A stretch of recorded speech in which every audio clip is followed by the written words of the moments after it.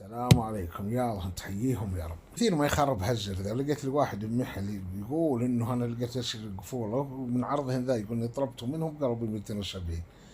قلت ما غيروا هالزرار ذا لان خابره انا بسيارتي خربان. قلت ما ظنيت يوصل هالسعر لكن بشوفه لك. طبعا انا عارف الرجال.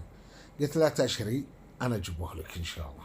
طلبته جاء، يعني طلبته قعدت 6 ايام وجاء من المواقع الخارجية. ممكن بعد سعره يختلف، ترى ممكن أنا أخذته أقل ولا أغلى، لكن انطار بالحيل ووصل عالي فهو ما يوصل إلا بال45 بالخمسين، والنزل وهو ممكن ينزل أكثر إذا كان في حملة تنزيلات ولا على قولتهم الجمعة البيضاء مرضي، هو ممكن إنه ينزل سعره بعد.